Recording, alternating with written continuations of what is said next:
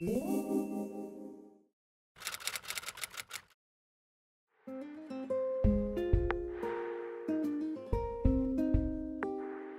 à tous, merci d'être là. Ça fait plaisir de communiquer sur ce sujet qui m'est cher parce qu'en fait, ça fait 3 ans qu'on prépare cette année des géosciences 2024-2025.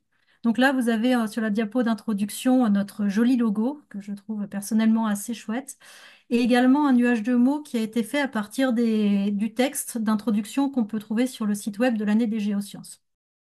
Alors, donc en fait, des années thématiques comme ça, ces partenariats entre le CNRS et l'Éducation nationale, il y en a tous les ans. Je ne sais plus exactement depuis combien de temps, mais l'année dernière, on a fait l'année de la physique, l'année d'avant, c'était l'année de la biologie, il y a eu l'année de la chimie également. Enfin bref, ça fait un petit moment que tous les ans, en fait, le CNRS et l'Éducation nationale s'associent pour promouvoir dans les classes un sujet scientifique. Et donc, en 2021-22, il a été décidé que cette année scolaire, la 24-25, serait l'année des géosciences. Donc, nous avons un petit peu travaillé sur le sujet en amont avec le CNRS et plusieurs partenaires, puisqu'il y a énormément de travail à faire pour promouvoir les géosciences. Et en fait, cette année nous a été, on l'a vu comme une opportunité pour dépoussiérer la géologie principalement auprès des élèves, mais également des professeurs, puisque j'ai quand même pas mal de collègues de SVT qui sont surtout des collègues de SV et dont le côté T fait un petit peu peur. Il y a également tout un enjeu autour des métiers et de l'importance des géosciences pour l'avenir. Donc, c'est pour ça qu'on a essayé de faire de cette année des géosciences quelque chose qui a vraiment un retentissement et qui touche le plus d'élèves et le plus de professeurs possible. Quand on dit géologue, en fait, qu'est-ce qu'on dit exactement? J'ai posé la question à mes élèves et ce petit nuage de mots, là, c'est les réponses que j'ai des élèves et également des enseignants de SVT. Donc, quand on dit géologue, en fait, la plupart des gens pensent tectonique des plaques, le truc qu'on n'aime pas apprendre en quatrième, le volcan, séisme. Ceux qui ont fait un petit peu de géol un peu plus approfondi en spécialité, ils pensent peut-être à lithosphère ou sédiments ou subduction cailloux, voilà. Voilà les mots qui viennent quand on dit géologue à des élèves ou des enseignants de lycée ou de collège. Voilà globalement ce que c'est qu'un géologue aujourd'hui. Je pense que beaucoup d'entre vous êtes bien placés pour le savoir. En fait, un géologue, c'est pas juste quelqu'un qui fait de la tectonique des plaques ou du volcan. En fait, c'est également quelqu'un qui va gérer un certain nombre de choses du quotidien. Alors, quand on dit les choses du quotidien, hein, c'est un pont, bah, quand on construit un pont, il y a besoin d'un géologue pour tâter le terrain autour. Quand on a besoin de chercher de l'eau dans un aquifère, on a besoin d'un géologue. Les minéraux, le temps, chercheurs, médiateurs scientifiques, effondrement de fontis, mines, enseignants, stockage, ingénieurs, les lunettes. Oui, il y a besoin de géologues pour faire des lunettes.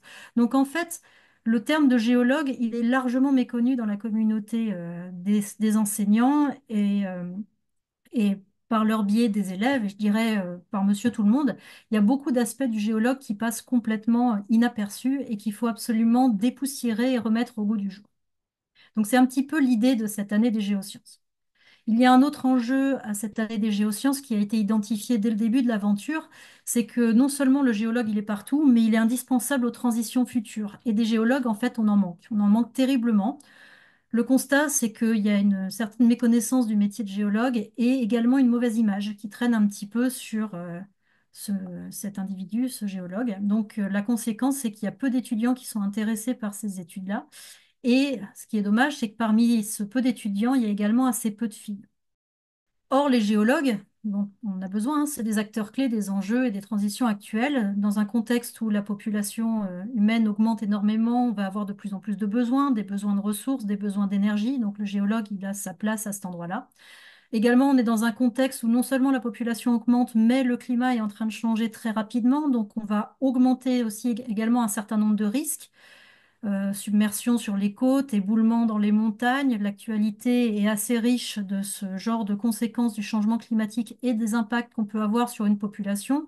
Donc une population grandissante va avoir de plus en plus besoin de gens qui va devoir gérer également ces risques. Et quand on regarde le taux net d'emploi, ça parle de soi-même, hein. Les entreprises et les milieux qui ont besoin de géologues, en fait, ils recrutent énormément. Donc ça, c'est les statistiques qu'on a eues de l'Association des ingénieurs, enfin de l'association des écoles d'ingénieurs en géosciences, leur taux net d'embauche à la sortie de ces écoles est d'à peu près 95%. Et quand on regarde la taux net d'embauche des techniciens qui sont sortis des BTS et des BUT en géosciences, on se retrouve avec 100% d'embauche. Et parfois même, les entreprises viennent démarcher les étudiants avant même qu'ils soient diplômés. Donc ça veut bien dire que le milieu a besoin de géologues, que c'est vraiment un métier d'avenir, c'est un métier qui est recherché, c'est un métier qui a vraiment énormément d'avenir.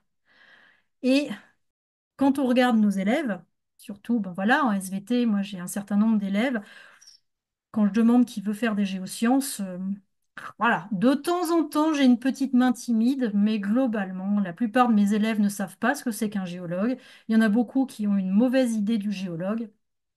Et ça s'inscrit dans un contexte assez européen, hein. J'ai voilà, des amis qui sont aussi dans d'autres pays qui me disent que cette désaffection pour les sciences, on la trouve un petit peu partout dans le monde en ce moment. Il y a vraiment peu d'attrait pour les sciences et parmi tous ces gens, peu de jeunes femmes qui sont attirées par les sciences. Donc les géosciences là-dedans qui ont une mauvaise image, pollueurs, inutiles, sales, pétrole, mineurs, mangeurs de cailloux, eh bien ils attirent vraiment pas. Ce qui est absolument dommage parce que les gens ne comprennent pas en fait ce qu'il y a derrière les géosciences. Donc en fait, nous les enseignants, on a énormément de boulot pour essayer de faire comprendre que les géosciences, ce n'est pas tout ça, ce n'est pas tous ces a priori.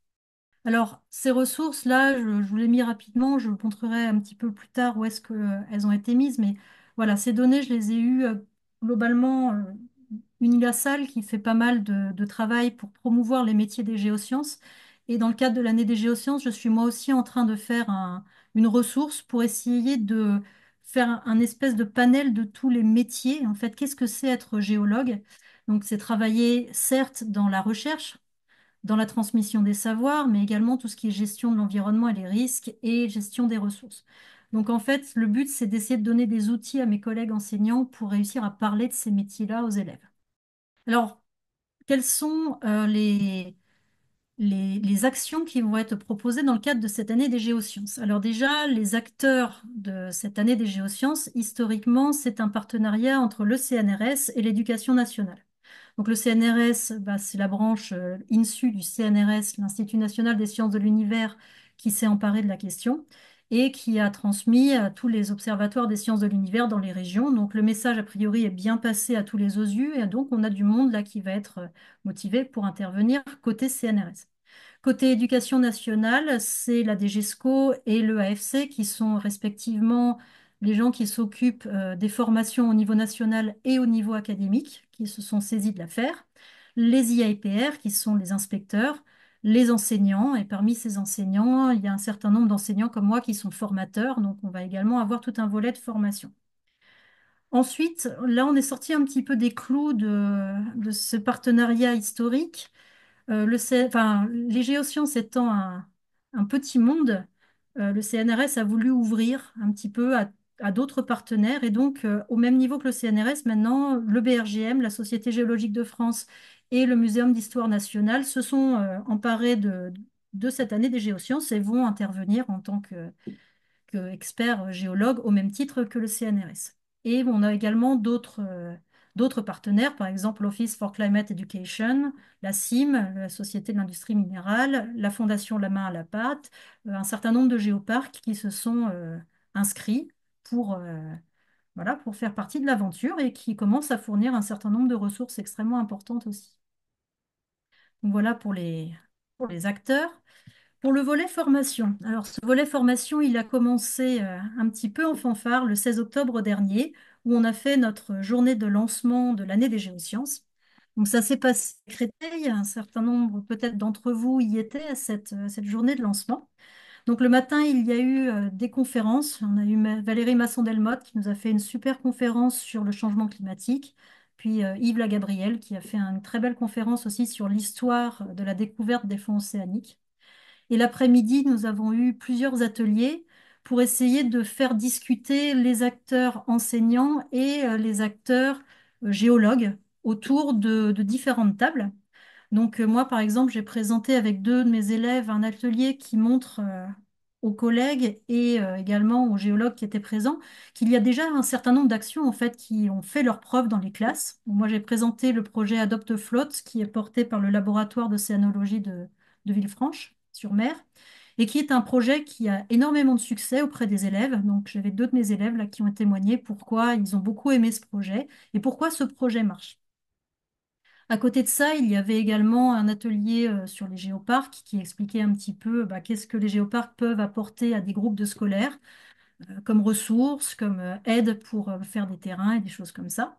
Il y avait également un atelier organisé par le BRGM qui, lui, a essayé de dépoussiérer un petit peu les géosciences en montrant que le géologue d'aujourd'hui, c'est un géologue qui utilise des drones, des casques de réalité virtuelle et des choses comme ça.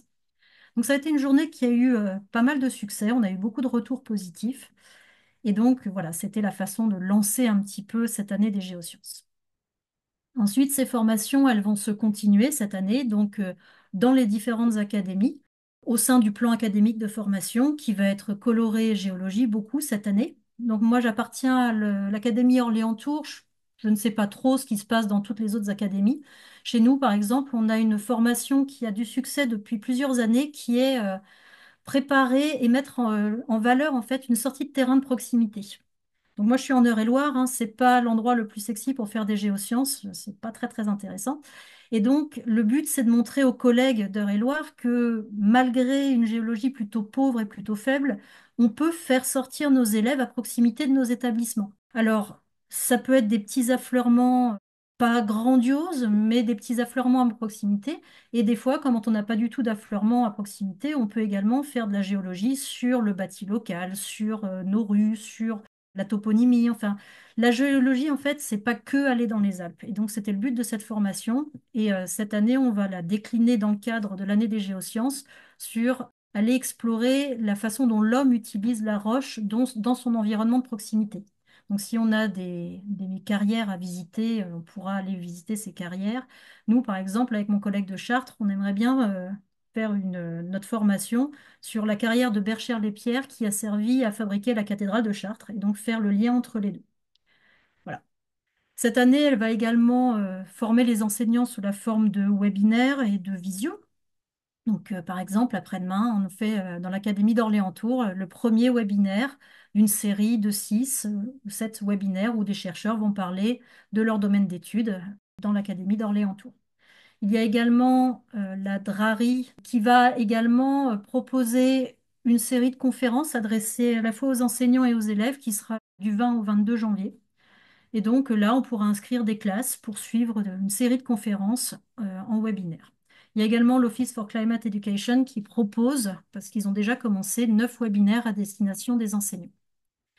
Et également, dans ce volet formation, il y aura un certain nombre de ressources. Par exemple, le CNRS Images est en train de mettre à disposition pour nous un certain nombre de photos de géologues dans leur situation de travail. Et ces photos, on pourra s'en servir, voire même faire une exposition itinérante pour pouvoir aller dans les établissements scolaires, montrer que le géologue, c'est un panel de métiers très important.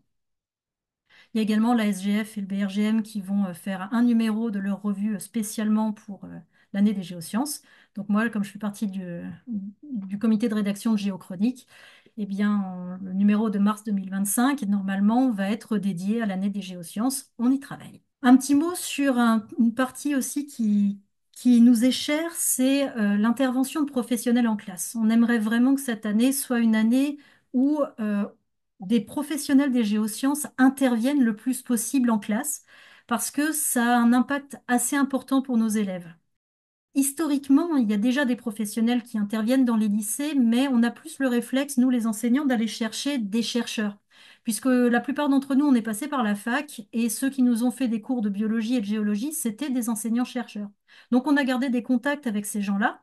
Et quand on invite un professionnel, par exemple de bio ou de géologie, c'est principalement des chercheurs.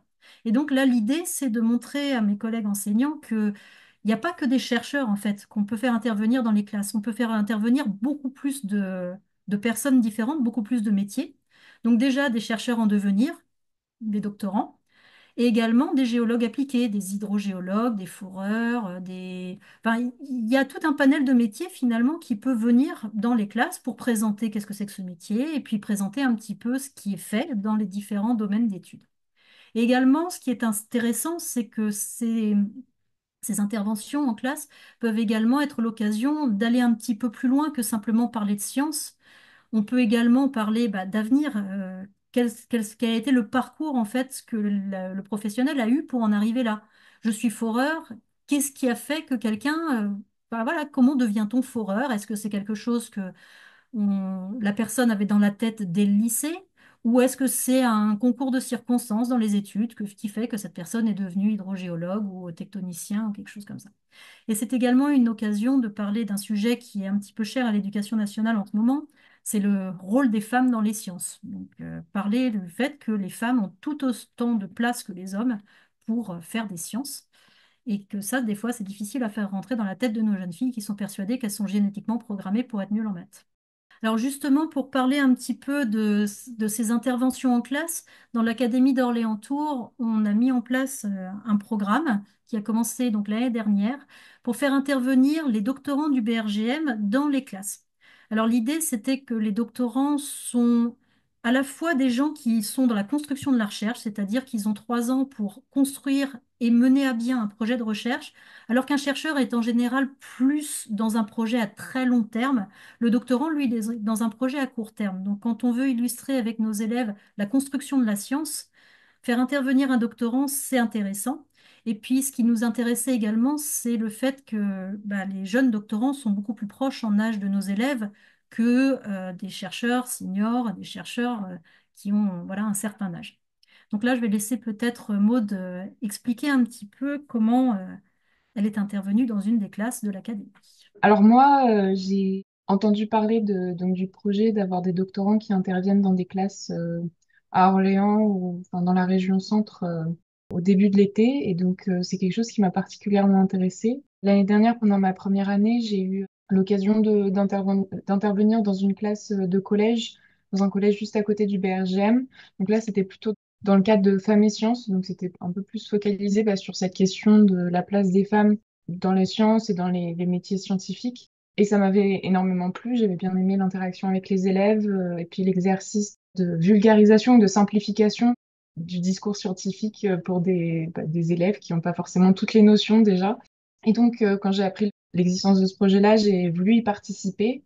Donc, j'ai été mise en relation avec Camille Charles, qui est professeure dans un lycée à Blois. Et donc, j'ai pu faire.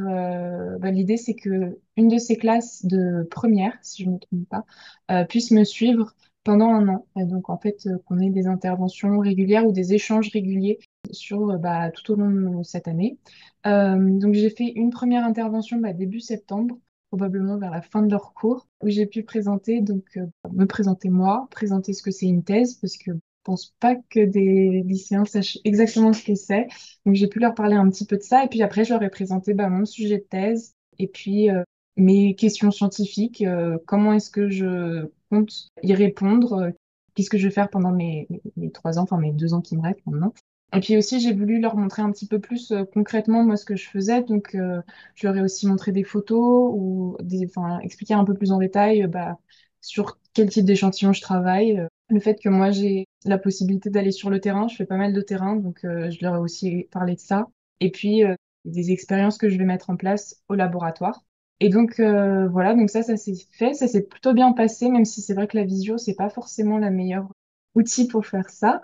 Mais j'ai quand même eu à la fin des élèves qui m'ont posé pas mal de questions, certaines très liées sur les sciences et après d'autres beaucoup plus larges sur le doctorat ou sur d'autres questions sur travailler dans la recherche, entre autres. Et donc l'idée, c'est de pouvoir refaire ce genre d'intervention en visio et puis aussi que moi, j'aille les voir dans leur classe, être face à face pendant peut-être une demi-journée ou une matinée. Pour le moment, ça n'a pas été encore exactement discuté. Et puis ensuite, j'ai aussi, un peu après cette intervention-là, j'étais partie sur le terrain, donc j'ai pris des photos et puis j'ai fait un PowerPoint que j'ai envoyé à Camille. C'était des photos de mon terrain et avec des explications sur ce que j'ai fait, un peu pourquoi, quel type de mesures j'ai prises. Comme ça, voilà, elle pouvait leur présenter, peut-être discuter de ça avec eux. J'ai pas eu de retour dessus, donc je sais pas trop comment ça s'est passé, mais voilà. Je sais pas s'il y avait des questions, ou si je dois dire plus de choses. C'est très bien, merci beaucoup. Donc voilà, le but c'était de promouvoir un certain nombre d'interactions comme ça filées, parce qu'on s'est rendu compte que les interactions ponctuelles dans les classes, c'était intéressant, mais c'était bien également d'avoir un petit peu de prise de recul et que les élèves, en s'habituant à leur intervenant, et ben, la première fois, ils sont timides, mais au fur et à mesure de l'année, eh ben, ils prennent confiance et à la fin, ils osent poser vraiment les questions qui les intéressent. Donc c'était aussi, je suis contente que voilà, c'est la mayonnaise est prise entre Maud et Camille et qu'elle soit vraiment partie sur une relation à long terme. Ça permettra également de parler un petit peu voilà, des différences entre le moment où on commence à se poser des questions sur son sujet de recherche et au bout d'un an, qu'est-ce qui a avancé, qu'est-ce qui n'a pas avancé. Enfin, c'est toute la problématique de la construction de la recherche qui est très importante à aborder avec les élèves. Alors, quelle est la plus-value de ce genre de projet pour les élèves? Lors de la journée de lancement de l'année des géosciences, j'ai amené avec moi deux élèves et ils ont parlé du projet Adopt Float qu'on a fait l'année dernière. Donc, c'est un projet dans lequel on adopte des flotteurs profileurs de pargo qui sont dans les océans et on leur donne un nom. Ça, voilà. Et c'est un projet qui marche extrêmement bien. C'est-à-dire que là, depuis quelques années, en fait, ils ont tellement de demandes à Adopt Float qu'ils n'arrivent plus à fournir suffisamment de flotteurs à tout le monde. Pourquoi? Bah parce qu'en fait, c'est extrêmement bien organisé. Et je pense que c'est ça la clé de leur succès, c'est que c'est parfaitement bien cadré. Il y a 3 visios dans l'année, il y a des points de rendez-vous, il y a des productions qui sont faisables par une classe relativement simplement, mais qu'il faut rendre à un certain moment. Et donc, j'ai demandé à mes élèves qu'est-ce qu'ils avaient préféré dans ce projet Adopt Float. Et ils ont adoré les interactions avec les chercheurs. Donc, on a eu la chance d'être en lien avec un doctorant anglais parce que je l'ai fait dans le cadre de la section euro de mon lycée, donc c'était en anglais. Et donc, ils nous ont mis en lien avec Jack Williams qui fait sa thèse à Southampton.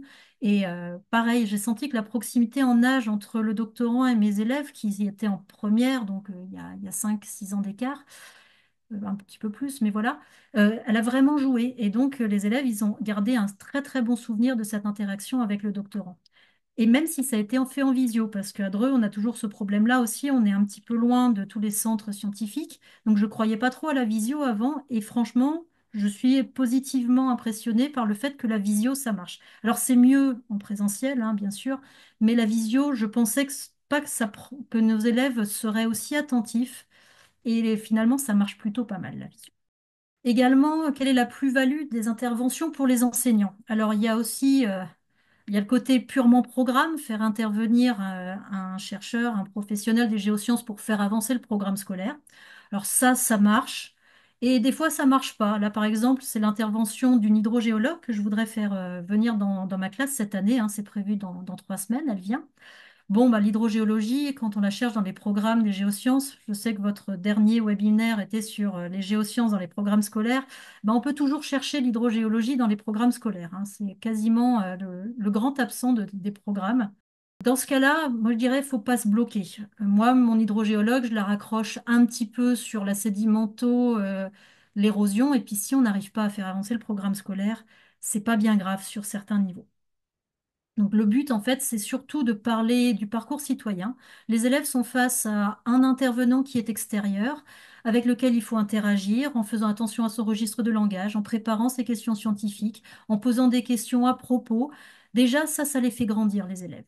Et puis, il y a également tout le côté femmes et sciences, c'est-à-dire leur montrer des modèles féminins qui ont réussi dans les sciences. Ça permet aussi à certaines jeunes filles qui se brident de se dire, bah, finalement, si cette dame a réussi, moi aussi, je peux réussir. Donc en fait, pour moi, le plus important, c'est pas forcément d'avancer sur le programme scolaire. On trouve toujours des points d'accroche dans le programme qui nous permettent de justifier la venue de ce professionnel-là, mais c'est vraiment faire avancer nos élèves sur le parcours citoyen et le parcours à venir, qu'ils portent, enfin qu'ils découvrent de nouveaux métiers, qu'ils découvrent de nouvelles formations, voilà, qu'ils sortent un petit peu de cette idée que les SVT c'est fait pour devenir médecin, alors qu'en fait il y a énormément de métiers. Déjà il y a le côté T qui est largement méconnu, comme je l'ai dit. Et puis, dans le côté T, bah, il n'y a pas que chercheur, en fait, il y a plein d'autres métiers. Donc, moi, pour moi, c'est le plus important. J'apprécie également ce moment hors classe dans la classe, où quand l'intervenant est là, bah, finalement, les rôles changent un petit peu. Les élèves sont des fois plus détendus ou plus concentrés sur certaines choses. Les relations, en fait, sont différentes et c'est bien de faire intervenir des gens pour casser un petit peu ce côté dichotomique entre le prof et sa classe. Ce qui est agréable également, c'est quand le scientifique, il arrive et il confirme nos propos. Parce que nos élèves, la relation avec nos élèves, c'est un petit peu comme la relation avec des parents et des enfants. C'est-à-dire quand c'est le papa et la maman qui dit, l'enfant il fait oui, oui, à cause toujours. Et quand c'est quelqu'un d'extérieur qui vient dire la même chose, eh bien, l'élève réfléchit différemment. Il se dit, ah ouais, tiens, ce chercheur, il a dit la même chose que mon prof. Ce professionnel, il a dit la même chose que mon prof. Peut-être que c'est important finalement, ce message que le prof essaie de nous faire passer. Donc j'aime bien voilà, ce petit côté qui montre qu'en dehors de la classe, eh bien, les géosciences, elles continuent. C'est pas seulement dans la classe qu'il y a ces cours et ces enseignements-là.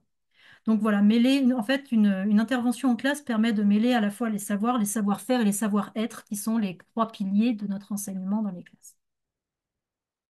Et également, il y a tout un volet projet, concours, défi qui est proposé dans le cadre de l'année des géosciences. Alors, l'un des concours les plus connus qui existe bien avant l'année des géosciences, hein, qui a plusieurs années d'existence, c'est les Olympiades de géosciences, qui est parrainé et co-organisé par la Société géologique de France, donc vous en avez sans doute déjà entendu parler. Alors pendant des années, les Olympiades de géosciences ont été un concours un peu rébarbatif basé sur 4 heures de composition écrite sur des documents.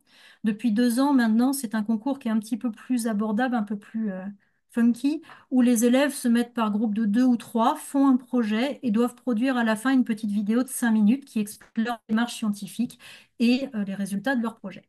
Donc cette année, le sujet, c'est l'eau et les roches. Et bien évidemment, les Olympiades des géosciences vont être estampillées année des géosciences, puisque c'est vraiment l'occasion de, de faire connaître les géosciences. Il y a également un concours expérimental qui a été proposé par la Fondation La Main à la Pâte. Alors ce concours, ils l'ont déjà mis en place l'année dernière pendant l'année de la physique. Et ils avaient créé une petite application qui s'appelle Physique. Et il fallait démontrer je ne sais plus quoi avec cette application l'année dernière. Et donc, ils ont adapté leur application et leur concours sur la géophysique. Et ils ont fait un petit concours qui utilise toujours la même application sur les risques naturels. Et enfin, il y a une déclinaison académique, hein, de ces concours. Par exemple, nous, dans l'Académie d'Orléans-Tours, l'Observatoire des sciences de l'univers de la région Centre, la LOSUC, a décidé, avec les inspecteurs de SVT de l'Académie, de créer un concours qu'on a appelé Poster. Et donc, le but, c'est de décorer le campus de l'OSUC avec des posters qui ont été créés par des élèves allant du primaire à la terminale, donc primaire, collège, lycée. Et donc, les élèves doivent, par classe, faire un poster dans lequel ils décrivent un phénomène géologique. Alors pour les plus petits, c'est vraiment de la description d'un phénomène géologique. Pour les plus grands, on leur demande d'expliquer en plus ce phénomène géologique. Donc moi, j'ai participé par exemple à ce concours avec mes secondes et on va essayer d'expliquer le lien entre l'eau et Dreux. Voilà, la ville où on est, en quoi l'eau a-t-elle joué un rôle sur la géologie de Dreux, la géologie du passé, la géologie du présent, l'utilisation par l'homme, etc. Suite au prochain numéro. La dernière chose que je voulais partager avec vous, c'est également le fait que nous avons un site web. Donc l'année des géosciences s'est dotée d'un site web cette année. Et en fait, c'est la principale ressource sur laquelle vous trouverez toutes les informations si ce que je vous ai dit a fait écho en vous, soit en tant que participant pour intervenir dans les classes, si vous êtes plutôt un professionnel des géosciences, ou faire venir des gens dans les classes si vous êtes plutôt un enseignant. Donc en fait, ce site web, il a maintenant 1 mois d'existence et il est organisé de la façon suivante. Déjà, on commence par quelques pages d'actualité. Par exemple, la journée du 16 octobre, la journée de lancement de l'année des géosciences, a été intégralement filmée. Et donc, ce film a été mis sur ce site web.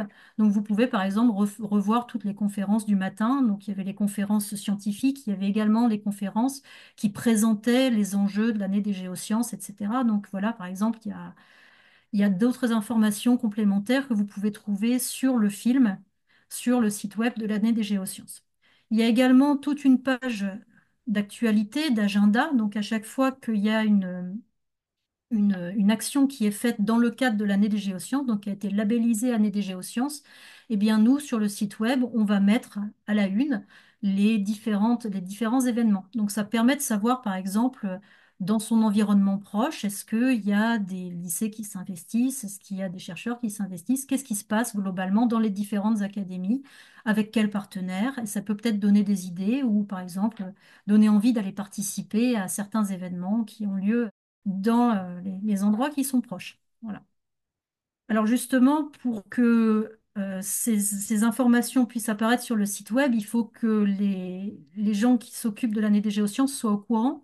Donc ici, nous avons un petit onglet qui s'appelle Participer qui permet de soumettre des ressources. Alors une ressource, c'est tout simplement une action qui se fait en partenariat entre un établissement scolaire et un acteur des géosciences.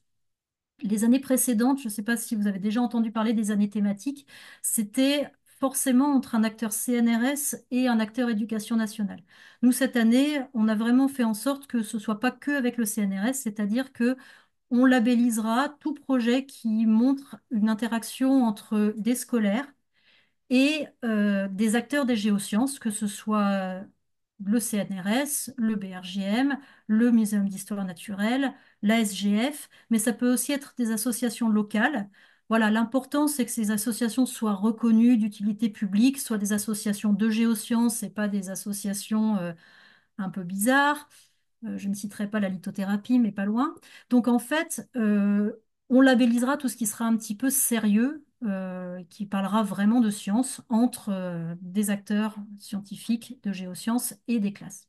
Donc si vous voulez soumettre une ressource, voilà, parce qu'il y a une action qui a lieu entre un partenaire géologique et une classe, et dont vous faites partie, mais il suffit d'aller sur ce petit formulaire, soumettre une ressource, et on vous demande quelques informations, quand est-ce qu'a lieu l'intervention, dans quel cadre, etc. Et une fois qu'on a labellisé ça, eh bien, l'intervention, l'action apparaîtra sur le site de l'année des géosciences. Ça permet de faire un petit coup de projecteur là-dessus. On a également un onglet sur les métiers, puisque je vous ai dit que c'était quelque chose qui nous tenait vraiment à cœur. Donc, sur cet onglet, pour l'instant, on a mis des ressources qui existaient déjà, des posters qui ont été faits par différents acteurs. Et moi, je suis en train de travailler là pour faire un Geniali, c'est-à-dire un petit site web interactif pour essayer de lister toutes les vidéos qui existent et qui sont des vidéos de professionnels des géosciences qui expliquent leur métier en 2-3 minutes. Le BRGM a fait énormément de choses sur l'hydrogéologie. Enfin, voilà, j'ai trouvé plusieurs ressources d'acteurs de géosciences qui ont déjà fait ce travail de faire des petites vidéos pour expliquer quels sont les métiers des géosciences. Et donc, j'essaye de regrouper tous ces liens pour que, ben, si on a envie de se renseigner, on ait une seule ressource qui permette d'avoir les liens vers toutes ces petites vidéos. Donc ça, c'est en cours de construction. J'espère que ça va être rapidement mis sur le site web. Et enfin, oui, parmi les ressources, on a également créé une espèce de base de données d'intervenants potentiels. Alors, on s'est rendu compte que beaucoup de profs sont très intéressés à l'idée d'avoir des intervenants en classe, mais ils n'osent pas aller déranger les professionnels. Ils ont l'impression que, voilà, il y a une espèce d'autocensure des enseignants qui se disent, bah oui, mais je connais personne, je ne sais pas qui aller chercher. Donc, ce qu'on a fait, c'est que sur le site web, on a listé un certain nombre de noms de personnes qui se sont portées volontaires pour intervenir dans les classes, pour être des personnes ressources envers les enseignants. Et donc, dans chacune des académies, on a un certain nombre de noms de personnes qui se sont portées volontaires pour aller intervenir dans les classes ou pour être une personne ressource, pour organiser des formations ou pour discuter tout simplement avec des enseignants qui aimeraient bien promouvoir un peu les géosciences. Donc, sur le site web, ici, vous avez également un onglet marqué ressources, trouver un intervenant où vous pouvez rechercher un intervenant si vous êtes enseignant ou vous proposer comme intervenant si vous êtes un professionnel des géosciences et qui a envie voilà, d'aller dans les classes pour parler un petit peu de son métier, de son domaine de prédilection ou d'autres choses liées aux géosciences. Donc, bon, les diapos suivantes, je ne vais pas vous les passer, un petit peu rébarbatif, c'est le tour d'horizon de toutes les actions qui ont lieu. Voilà, je vous les passerai s'il y a des questions là-dessus. Donc en attendant, voilà, très rapidement, ce que proposent les différents partenaires. Ça, c'est piqué tout simplement de la présentation qui a été faite lors de la journée de lancement. Donc je vous les mets là si jamais le PowerPoint il est diffusé. Vous avez ces informations-là. Et en attendant, je ne sais pas quelle heure il est, mais moi, je vous remercie de votre attention.